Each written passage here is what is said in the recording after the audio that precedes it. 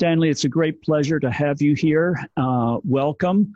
Would you like to say hello to everyone? Hi, everybody. It's great to be here through the miracle of Zoom, but it's great to be here. Okay, great. What I would like to do is just begin with a fairly simple kind of question. Probably a lot of the people here this afternoon have seen the documentary, but for some who haven't, could you begin by explaining who the Freedom Riders were and how did you come to focus on them as a subject for a documentary? Why choose the Freedom Riders for a really in-close documentary look at their activities? Okay, so I'll answer the first part of that first. What the story is.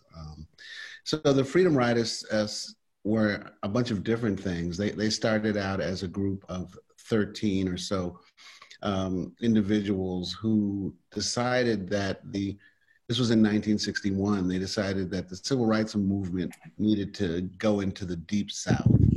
So, in the United States, there's the North and the South, but there's also what's called kind of the Upper South, which is, Kentucky and Virginia and those kind of South Carolina. And then there's the Deep South, which is, Georgia, Mississippi, Alabama. And in 61, the civil rights movement was kind of, just starting, but it didn't go into the Deep South because the civil rights leaders, Martin Luther King and others, felt that they had to kind of work their way up to going into the Deep South. And Freedom Riders were a group of 13 individuals led by Core, black and white, who just said, we're gonna get on Greyhound buses and Trailways buses, which are the big bus companies here in the United States, in Washington, D.C., and we're gonna ride on the public buses to Mississippi. And we're going to sit together, white and black. That's all they were doing, was sitting together, which was legal at that point in interstate travel. And they said they were going to just, sit together and all the way to New Orleans, actually, from Washington, D.C. It didn't turn out to be so easy. The buses were attacked. Finally, for those who haven't seen the film, they had to turn back because they were beaten so badly. And then another group of students from Nashville, from black colleges, just got together and said, we can't let the Freedom Rides die. And so on their own, they went and got on the buses again, the public buses, and started riding down to New Orleans. They were jailed when they got to they were beaten in Alabama. The bus was set on fire. This is the first group. The second group, they took beatings, but they made it to Mississippi, and Mississippi said, well, we're not going to even do that. We're just going to arrest everybody. So they just arrested all the Freedom Riders who were coming out of college. These were all college students. And then there was a call nationally for people to come from all over and join the Freedom Rides. And there were over 400 people from across the United States who then got on buses and rode the buses through the South. And it became one of the cornerstones of the civil rights movement because it was early. This was 1961. Yeah, I think your documentary does a great job of emphasizing that this represented a sort of pivotal moment in the civil rights movement, a forgotten and overlooked moment. I know that in my lectures, I mentioned the Freedom Riders, but then I jumped quickly ahead to 1963 and the March on Washington and the Easter protests in Birmingham.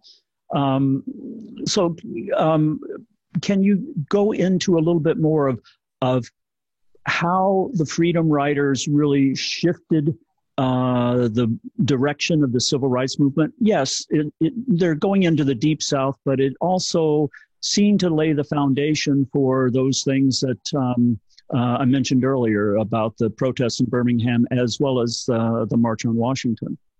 Yeah, it was one of the first mass actions of the civil rights movement.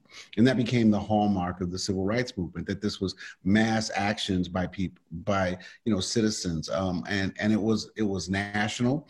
People came from California, people came from Maine, to join the Freedom Rides. It was very public because one of the buses was set on fire, was firebombed. The other bus was early on, the Freedom Riders were beaten. It got great press coverage. It started out when the first 13 started out, there were only two reporters from African-American newspapers who were with them. So there was not a lot of publicity. But once the bus was set on fire, it became this huge national story. And finally, John Kennedy, the president, and Robert Kennedy, the attorney general, had to provide them protection to get them across the South. So it just became this huge story, and it was not an isolated event. You had schools being integrated and some other things happening, but that was not kind of this national movement by common normal citizens. And that's what the Freedom Riders was, and that became kind of the hallmark of the civil rights movement. People getting out in the street, normal common people getting out in the street and trying to change the way America did things. Yeah, and that's what happened in Birmingham, right? I mean, there's this point in the film where the Freedom Riders are talking about filling up Parchment, the prison in Mississippi, and King said basically the same thing. We're going to fill up the jails there in Birmingham. First the adults, then the kids, and it just keeps coming and coming like that. I'd like to ask you about the archival footage and photos that you used to make the film. Who was taking the pictures? You said that at first there was just two African-American reporters, and then once things start getting violent, suddenly everybody else starts coming in. Then you get national coverage. I noticed some reporters that Howard K. Smith, whom I remember watching on the evening news. Is that where a lot of the footage came from the news reports? Yeah, I mean, the footage came from everywhere. The two African-American reporters who started out with the Freedom Rides, they both had cameras and took pictures of the early Freedom Rides. When the bus is firebombed in right outside of Anniston, it's a really interesting story, because one of the African-American camera people from the Black press, his camera was actually burnt up in the bus, and he had, I think it's actually his camera's in a museum in the States. It just was burned up.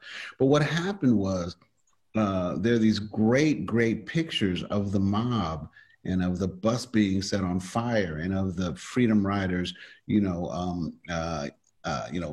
inhaling smoke and being overcome by the smoke. And, and those pictures were taken by a photographer for a newspaper down there. And when we talked to people about it down there, what they said was, he was Italian, and, he was from the North. And, what they meant to say was that a Southern photographer would have never even taken those pictures.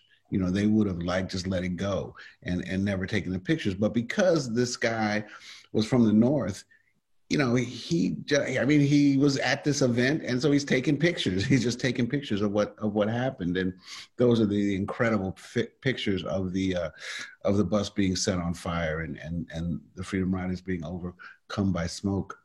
One of the real interesting things that happened, and to answer your question too, one of the things that we do is we just look for footage from the first day we start a film. So we do what's called a wish list, and that's kind of, we need photos of Greyhound buses, we need this, we need that, and so that's one of the things we do. And one of the things that happened was when they set the bus on fire, the FBI held these hearings, and as the FBI at that point in time they didn't ever indict anybody.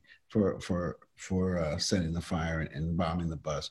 But we got the transcripts, and one of the things in the transcripts, they interviewed somebody who lived across the street from where the bus was set on fire. And one of the things that was in the transcript was that, they were interviewing this guy, and he said, well, we heard the commotion outside our house. This is a white guy. And, I had given my son a camera, a movie camera for Christmas. And so my son ran out and started and took these 16 Super 8, I think it was Super 8 film of the bus, on fire and stuff. And so that's what it said in the transcript. So we went to the FBI and said, well, where's the video? Oh, and he said, but the FBI took the film. So I don't have the film anymore. So we asked the FBI, where's the film? And the FBI said, well, we don't know anything about the film. We don't know what you're talking about. So we sent them the pages from the transcript where the guy said, but the FBI took the film. And so we said, here, it says very clearly here that the FBI took the film. So where are the films? And maybe 6 months later, we get this note, we found the film. Do you want it? We say, yeah, sure, And I think what happened with the FBI, it was almost a matter of pride that they couldn't, because it said they took the film, right? They couldn't say, oh, but we don't have it or we lost it, right? They're the FBI. And so they took the film. It exists somewhere, and somewhere in a warehouse somewhere they found the film. And you see that in Freedom Riders, it's the shots of the bus burning, the film of the bus burning, and them towing the destroyed firebombed bus away.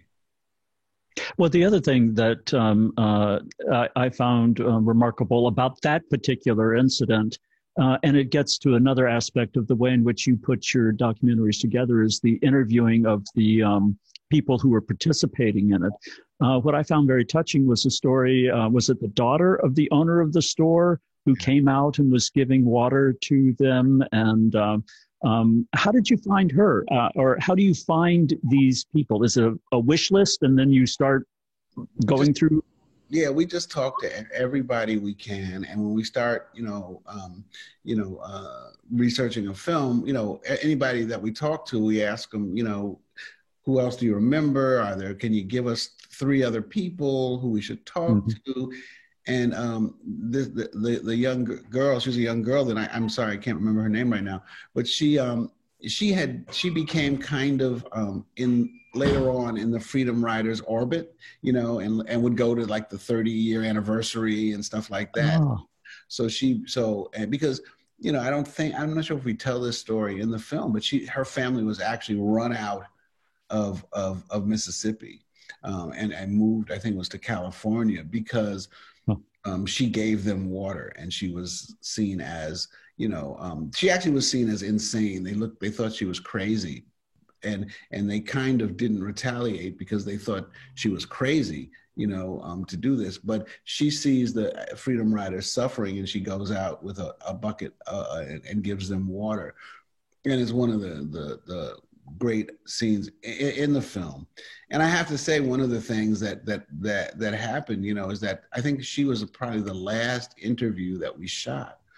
Because she was in California and we're in New York, and we're like, do we actually need her? It's a long way to go. And I think we found some other people to film in Los Angeles. So we said, okay, well, we got 2 other people, let's just do it.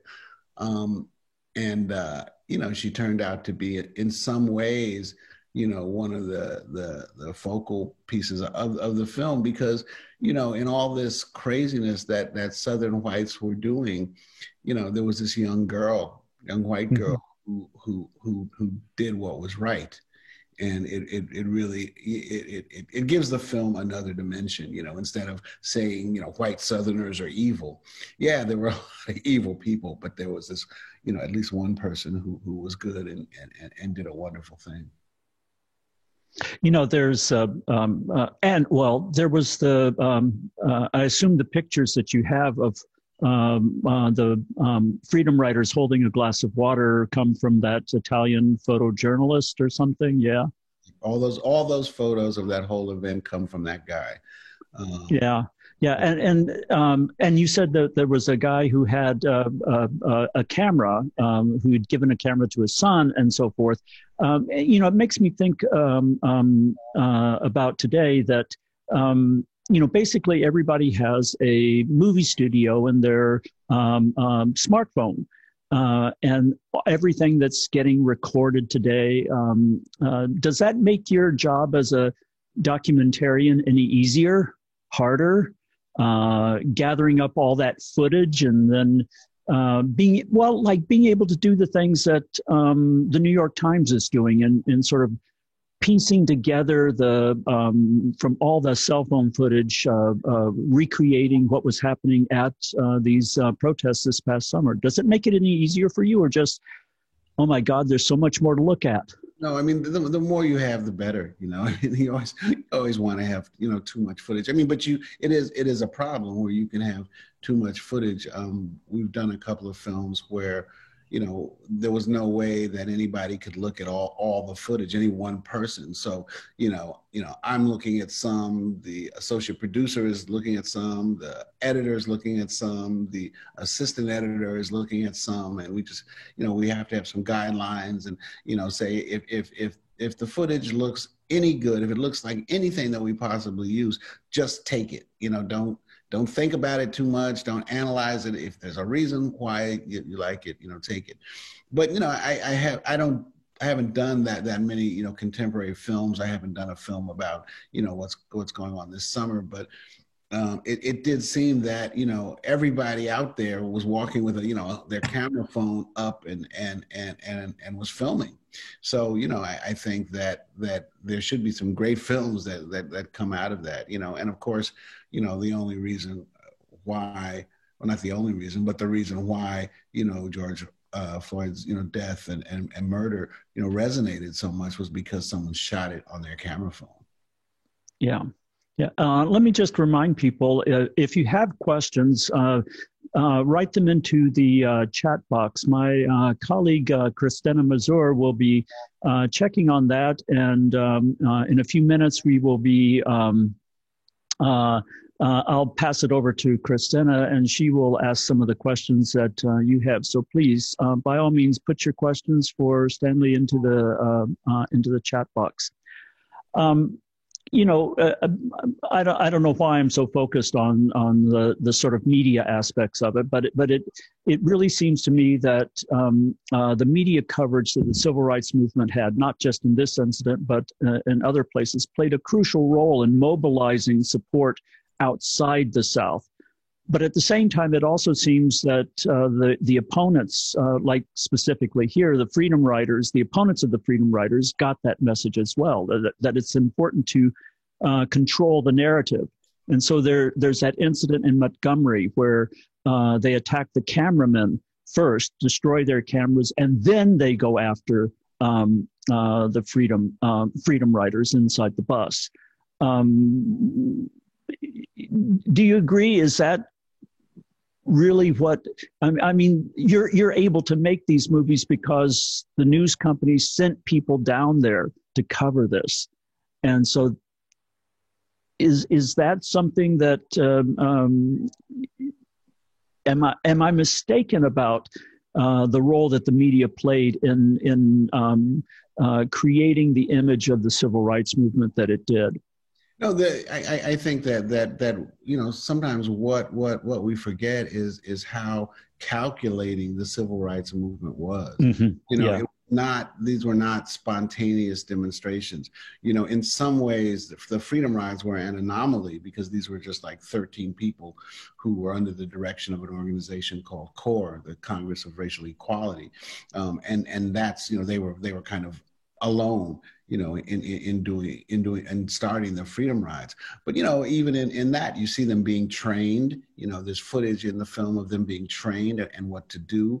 You know, the women all wore dresses and little white gloves often. You know, the men wore suits and ties, and they did this on purpose to have a contrasting image of, you know, here we are, You know, we're well-dressed, we're well-behaved, we're nonviolent. All we're trying to do is sit next to each other on the bus, which is legal, and we're being firebombed. We're being beaten, you know, by these thugs who are wearing overalls and no shirts and screaming and cursing and yelling at us, and we're just being nonviolent. That was calculated. You know, that was very calculated. And, you know, there's one thing that Julian Bond says in the beginning of the film is that, you know, they didn't want violence to happen. They didn't want incidents to happen, kind of, but they needed them to happen. You know, the civil rights needed those things to happen. That's how it stayed on the front page. And I think the mob's, you know, inept attempts to stifle the press, you know, were just, you know, misguided. You know, because now you still have people who can report on it. You know, there's still the pictures that they take beforehand. So, you know, it's, oh, let's go after the journalists first, but it doesn't really work. You know, it does keep, you know, a series of photos away from the general public, but you now have reporters who are talking about how, you know, I'm an innocent reporter and I'm beaten. And so it really didn't work. In a way, you kind of have a quadrilogy of documentaries about the civil rights movement of the 1950s and 60s. One of your earlier documentaries was about the murder of Emmett Till. Then you have these two documentaries in the mid 60s of Freedom Riders and Freedom Summer. And then towards the end of the civil rights movement, you do this documentary about the Black Panthers. And I'd kind of like to move away from Freedom Riders for a moment to ask you about the Black Panthers, because in a way, well, is there a connection between the Freedom Riders and the Panthers? I mean, in a way, the Freedom Riders are kind of forgotten, and it seems to me that the Black Panthers, or the point you seem to wish to make with the Panthers, is that they are misrepresented and misunderstood. That they represent some kind of continuation, or does their employment of armed self-defense indicate a rejection of the nonviolence of the Freedom Riders? I think it's both. You know, I think it's both. You know, they're part of the same movement for, you know, equality, and just coming at it at a very, very, very different angle. I think one of the things that's really interesting, and nobody's, I think, ever done this, but, you know, Freedom Riders leads right directly to Freedom Summer.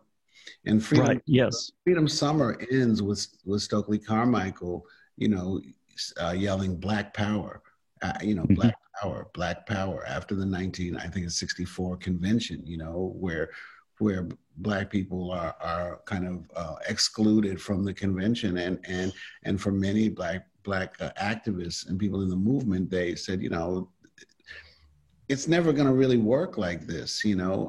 It's never going to completely work, you know. And so he gets up and starts yelling Black Power, Black Power, and that's the beginning of the Black Panthers. You know, in the first 3 minutes of the film, we use the same clip of Stokely Carmichael yelling Black Power, Black Power. So there's this direct line, you know, from Freedom Riders to Freedom Summer to the Black Panther Party. Yes. That kind of leads me to the last question that I'm going to ask, and then I'll turn it over to Christina. What about the legacies of the writers? I mean, you've just sort of laid one out, but I'm talking about the longer legacies, not just in the short term. Does the story of the writers have any message for us today? Not just about racial justice in the United States, but for everyone who's fighting for social justice elsewhere around the world. What would you say are their legacies? Yeah, I mean, I think there's a bunch of legacies. You know, I mean, one is that this movement was started by 13 people who just took it on their own hands to do this and did it. You know, they get beaten so badly they can't continue, and then a group of students said, you know, we can't let violence defeat nonviolence. That was part of the whole idea of nonviolence, is that you can't let violence defeat nonviolence. You have to keep going, you know. And so they just, you know, pool their money together and get on buses and continue the freedom rides. They get arrested, and then people from all over the country become part of it. So I think it's that progression of a movement that's really, you know, important. You know, as part of a program that we did with the Sundance Film Festival, we showed freedom riders, you know, in China. And, you know, Chinese students were, you know, asking, you know, and talking about how they could, you know, use the example of the freedom rides.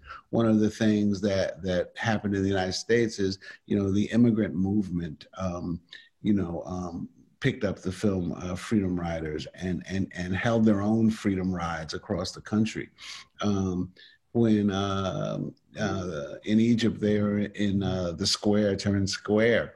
One of the things that was one of the greatest things I've ever heard from me personally was that they put up a sheet and showed freedom riders. So I think, you know, there's this real, you know, legacy there. And it's almost a primer of how to start a movement, you know, and it just, you know, it takes courage. It doesn't, you know, there's the great scene in the film where they ask Martin Luther King to join, and he says he's not going to do it. You know, he said it's too dangerous, it's crazy. You know, you should wait, and they just continue to go on. So I think, you know, you don't need, you know, a Martin Luther King, you know, to have a movement and make change. Thanks. We had some really great questions turned in as people signed up to join this meeting, and Krisha has those questions, so I'll turn it over to my colleague, Krisha. Thank you for being here with us. It's just wonderful to hear you talk about this. I looked at the questions from before our meeting, and then at the questions that we have at the chat. And I thought we could start with the questions that refer directly to the film, and then those that kind of move away from it a little bit. So maybe we could start with the question from Grzegorz Kość. Grzegorz, would you like to just ask it yourself, or should I read it? Sure. Hi. Yes, I'll be glad to ask it myself. First I want to say I love the documentary, and if anyone hasn't watched it yet, please watch it, because it's really wonderful. It's very, very moving and fascinating in all these details. But throughout the documentary, I was interested in the figure of John Patterson, the governor of Alabama at the time, and I was kind of, you know, I've been interested in those white Southerners who obviously held for a long time, and many of them do hold racist views. And John Patterson speaks about his endorsement for JFK because he knew Kennedy would be sympathetic to Southern segregationists. Then he seemed to me more complex because he talked about how he hated the governor of Mississippi. So I couldn't make up my mind about him. And I wonder how forthcoming Patterson was when you were interviewing him. Was he a good person to work with? He seemed to be quite open. It was clear to him, wasn't it, that the documentary you were making would relegate him to the wrong side of history. But I would be interested in his personal attitude to this, to you making the documentary, and to him making a contribution to this documentary. Thank you. Yeah, great question. You know, Patterson is a strange individual, and you know, the interview was a very strange day. So, you know, we were making this film, and we might have shot him in late November or December of 2008, and Obama had just been elected president, and Patterson is a Democrat. So, you know, he was so happy that Obama was elected. It was just very strange, you know. We went to his house and he served us a Southern lunch, you know, and you know, had that whole Southern hospitality thing going. And, you know, we did the interview. And I think that Patterson's father was, I might get this wrong, but he was something like the Attorney General of Alabama. Okay, so Patterson was not, you know, like a poor white Southerner. Patterson, you know, had been to the North. You know, Patterson knew better than what he, you know, but there was a feeling that, you know, and there still is, you know, that almost, you know, in the South, you have to play to the lowest common denominator. Okay, mm-hmm. So Patterson ran against George Wallace, I believe it was in 1958, and defeated George Wallace for governor. And that's where George Wallace supposedly said, you know, I'll never be out niggered again. You know, and George Wallace comes back in 62 and beats Patterson, you know, and with this kind of very racist rhetoric. And so, you know, Patterson knew better, but Patterson felt like he had to, you know, hold this hard line or else he wasn't going to get reelected. And that's what his constituency wanted. So it's really kind of an interesting guy. But he also, I think, you know, as he said, we didn't use this clip because he flashes forward and we wanted to keep it in the past. But part of his interview, he says, you know, I knew that unless I, you know, spewed this racist rhetoric, I would never get reelected. But I shouldn't have, because I didn't get reelected anyway. So I should have said what I honestly felt, you know, and that was Patterson. And I think this was a chance for him to, you know, do penance or whatever it's called, and just, you know, lay it out there. This is what happened, you know. You know, my favorite line is when, you know, John F. Kennedy calls him and he tells his secretary to say he's not there. Yeah, he's fishing. And I said, you know, in the interview, I said, well, so you lied? And he said, yeah. I said, tell me that. Yeah. Tell me that you lied. And he said, I lied. I just lied to the president, you know, and it's like, come on, you know. I think, you know, he's this really kind of, you know, fascinating character. And, you know, it was his chance to kind of, you know, get some of these things, you know, off his chest, because, you know, afterwards, after, you know, Wallace, Patterson is seen kind of as a liberal, you know, believe it or not, in Alabama. That's, you know. Yeah. Another moment in the documentary that I found really interesting about him was when a person in his cabinet who was responsible for security. He said in the presence of the federal administration, I can guarantee their safety if you, Governor, tell me I should do so. And I think your documentary suggests that he was kind of forced to do so because this other guy said it in the presence of the representatives of the federal government. So again, he was forced to guarantee their safety, right? It was something he would not have done on his own.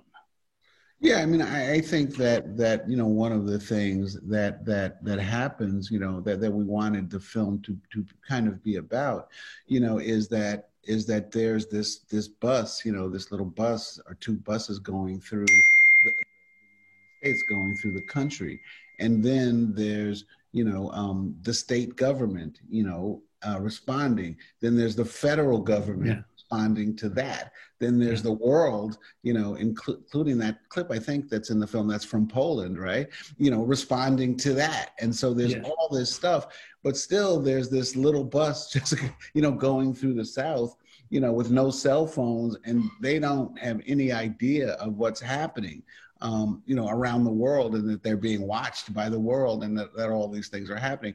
So all of that, starts to then put pressure on John Patterson and the government and the state governments, because now the federal government has stepped in and is watching them. Yes, it has a great architecture, and therefore it's very, very informative. Thank you. Thank you. Okay, there are many questions that actually connect, not surprisingly, that connect what you're doing in the film, what you're talking about, the freedom riders, to the later history of African Americans and Black Lives Matter.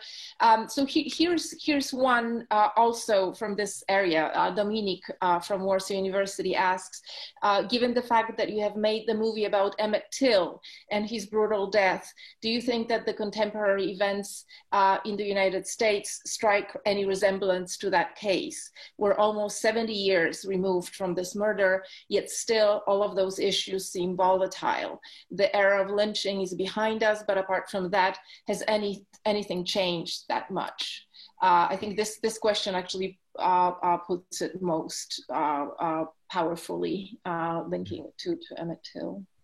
Yeah, I mean, I think, obviously, in the 70 years that Till, things have changed dramatically, but still they haven't changed enough, and still they've remained the same. So, I from making the films that I've made, I'm not, I'm not one of those people, and there are plenty of African Americans who say, things haven't changed.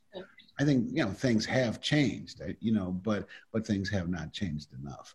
And obviously, there's a connection between the murder of Emmett Till and the murder of George Floyd and the murder of hundreds of African Americans, but in hands of the other police, over the years. I mean, and one of the things that's happened that's been astounding is, the fact that people are walking around, with cameras in their pockets and can film these things, and and are making films and have the presence of mind to just take your camera and focus for almost 9 minutes on this cop as he murders this young Black man. So I think that we're seeing things that have been happening, for years, and in some ways it's the press that changes things through, Mamie Till, choosing to have an open casket funeral for her son, to the Black Panthers, who started because of the police brutality in Oakland and caught on around the country and around the world, really, because people, were saying, yeah, well, this is happening in Chicago, it's happening in New York, it's happening everywhere. And then, the uprisings that are happening, now around our country because of George Floyd and others. Okay, so a question about, similar question, I'll just read it and you know what it is. Do you think that this is Kornel Stanisławski, and a fan of your American South classes? I guess that's the two professor class. I have one question for the director. Do you think that the alt-right contemporary forces, such as homophobic behaviors in Poland or Proud Boys in the US, are best opposed by the sort of peaceful, suit-wearing, soft-spoken protesters who let themselves be abused on camera in hope of causing social backlash? What if these dramatic images of abuse don't shock people into action anymore? Or have we become desensitized after Rodney King and the advent of brutal footage that surfaces on YouTube almost every day? Would sit-ins and freedom rides be at all effective today? I don't know that much about, what's going on in Poland. So excuse me for that. But, I just don't, look, I'm not going to say, that you should fight the what are they called, Proud Boys, on their own terms. I mean, have you seen these guys? I mean, they have like AK-47s and stuff. And do you really want to get into a shooting battle with these guys? I don't think so. So I think that the thing about nonviolence is it as far as I know, it always has worked. It worked in India, it works in the United States, it's worked all over the world. It's a way that you can fight a battle, especially when you're a minority. One of the things that Gandhi said, I think might have been to Martin Luther King, it might have been to somebody else, but one of the things that Gandhi said early on was that the real test of nonviolence would be in the United States. Because he said, in India, we're going to win because we're the majority, but in the United States, where you're the minority, that's where it'll be a real test. But in many ways, it worked, and the nonviolent movement changed America. I do think that today's movement calls for new strategies, and that's one of the things that the Black Lives Matter movement and people have done, where they have kind of what's called a leaderless movement. It's not one where you have a Martin Luther King or you have a Huey Newton or a Bobby Seale. It's done in a very different way, but it's working. There are Black Lives Matter signs all over. I think people are seeing the United States in a very different way. I think people are mobilized, all over this country and all over the world. Were mobilized by the death of George Floyd. So I think it's different, but it does seem to be effective. I think one of the things to think about, though, is one of the strange things that happened, was that there was incredible coverage of the protests here when people started burning stuff, and that's just the truth, and I'm not advocating that in any way, but that's how the news works. The people here are still marching, but when they're not burning, it doesn't get as much a news coverage. Part of the Black Panther movement, one of the reasons why it became so popular was because they had so much press. And they had so much press because they, made outrageous statements, and did what they did. As someone says in the film, though, one of the things that they do, you paint yourself into a corner. Mm-hmm. And your rhetoric just becomes, bigger and bigger, so the things that you said yesterday, that got you, front page headlines or the first story in the news, you got to say something more outrageous tomorrow. And it paints you into a corner, and it painted the Black Panthers into a corner to where when they wanted to step back and say, let's focus on some of the community programs that we're doing. That's when the split happened. Mm-hmm. Mm-hmm. Mm-hmm. Yeah, of course, like one of the movements that does that today in quite a powerful way is Extinction Rebellion, where it's a movement that wants to bring attention to climate change, and the part of the point of what they're doing is to get arrested and to get as many people arrested as possible, right? So that there would be not enough space in jails, and more and more attention brought to the movement itself. So of course, people are still doing it. The question is how effective it can be these days. There's a question about Black Lives Matter that kind of is asking you to foresee the future a little bit, but I'll ask it anyway. In your opinion, where is the Black Lives Matter movement going to take America? There has been a lot of support from mainstream America for it, but it has generated a lot of pushback as well. I think, who knows? I mean, there's been a great interest here, and a great kind of interesting for many, Americans, many white Americans, kind of, a reevaluation of who they are and who we are as a country. That's happened. One of the things that I know, I fear, and so many African Americans fear is it's like a passing fad.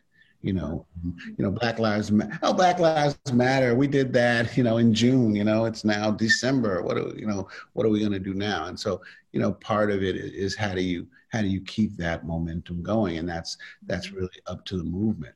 One of the things that Bernard Lafayette said, one of the leaders of the student contingent of Freedom Riders, said was that they knew that they had to get front page of news for 5 days in a row. And if they got the front page 5 days in a row, then they knew they had a movement. We're living in a very different time where the news cycle is very different, where, you have CNN and MSNBC and Fox, and these people are on 24 hours a day, and they've got to keep churning out news. It's got to, something's got to hit. But, so we'll see.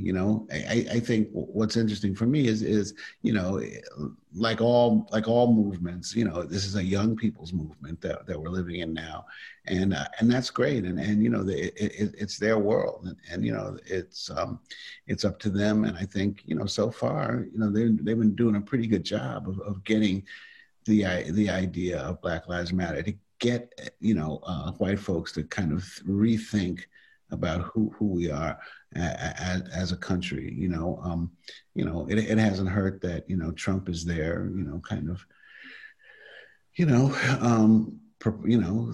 so it's been a very, very interesting time. But I'm not a fortune teller. We'll see what happens. Do we have time for another one, or? Maybe one or two, Christina, if that's okay. Okay. So there's a question that is actually several questions, I guess, that are related. Number one, Piotr Tomczuk is asking, I believe that you were just a child during the events shown in the movie. Do you remember them? And did you think anything about them at that time? And then, was it hard to find freedom riders today? Have the time in jail had any influence on their future careers? Let's see, the first one. What was the first? Do I have any memory? No, I don't have any memory of the Freedom Rides. I was 10 or so living in New York City. I didn't have any memory of the Freedom Rides. When we actually started making the film, we had to put a map and a chart up on the wall, because we were like, oh, and then where did they go? And then they went to, and then and so it sounds silly, but it was that was really hard for us to kind of keep the audience to understand like where they were, when they were, how that worked, and because it just was so no, I had no memory of it. What was the next piece of that question? Was it hard to find freedom riders today, and have the time in jail influence? So Freedom Rides was a strange film for us, because we worked with a guy, Ray Arsenault, who wrote a book called Freedom Riders, a big thick book called Freedom Riders, and in the back of the book he lists all 400 and something freedom riders and what they're doing, like kind of where they are and blah, blah, blah. So we worked with him, and he had a whole Rolodex of freedom riders, and so he was incredible. I mean, so he knew where they all were and had emails or phones, but, and so that was very helpful. But, we do, as the FBI story that I told with footage, we just do like really deep research. So there was one freedom rider whose name I can't remember. Her last name was Hutton. She's the one who says, in the beginning, we think we'll just go down south and we'll make it through, and da da da. And we talked to her early on, and she was great, just on the phone, and then we couldn't get to her. You know, we couldn't get to her. And then the producer, Lorenz Grant, got this thing called a reverse phone book, right? And the reverse phone book lists people by their address. So she looked at her address and looked for the house next door and called her neighbor and asked her neighbor to go knock on her door. And so her neighbor went and knocked on her door and said, oh, her phone was disconnected. Here she is, and put her on the phone. And that's how we got reconnected with her. So, you know, it's just kind of just, you know, it's in some weird way, it's kind of fun because it's like, you know, being a detective or something. But, you know, we just try to, you know, leave no stone unturned in finding people. Okay, so maybe one last question that sounds like a good summing up question. It's a question from Daniel Hastings from the embassy in Warsaw. What is the most important lesson that you would like young people to take away from you today? Well, I mean, I think I haven't really been talking too much about filmmaking and those kind of lessons. I think, you know, the lessons of freedom riders is that, you know, you can make change. You know, that's the whole lesson of that film. You know, you don't have to be Martin Luther King. You know, you don't have to be, you know, the world's greatest speaker. You know, you just, you know, have to, and you can, you know, see where change needs to be made, and you know, and try to, you know, get change made. I mean, I think that's the lesson of the freedom riders. You know, and my lesson, you know, is as a filmmaker is that, you know, look, it's not a rocket science, or it's not brain surgery that we're doing. You know, that it is work. You know, but that you can do it, and there's so many great stories out there, and so many different ways to tell them, and it's important that they get told, and that, you know, the only thing that matters, I think, is that you tell stories that are important to you, you know, and that's I think really important. Yeah. Okay. Thank you so much for this. I think I'm going to hand it over to our embassy. Wonderful. Thank you, Christina. You did a wonderful job handling the questions. And Stanley, I honestly, on behalf of the embassy and the State Department, I can't thank you enough for being here. That was really, I was scribbling away as you were writing. That was really inspirational for me, and I hope it was for all of you as well. So thank you all. Thank you, American Studies Center, and Bill and Christina and Grzegorz, and thank you all so much for coming. And we hope to have you back again, Stanley. And when this is all over, we hope to have you here in person in Warsaw. So thank you. Thank you so much. Let me say this, that we have a film that'll, as they say, drop on Netflix in early December about the crack era, and how the crack era led to the war on drugs, which led to the militarization of the police in the United States. So please watch for it. It's called Crack. You can't forget it. It's called Crack. It's called Crack. All right. Well, thank you again, everybody. Have a great evening. Take care. Thank you so much, Stanley. Appreciate your talk. Bye-bye. Thank you. Thanks, everybody. It's fun.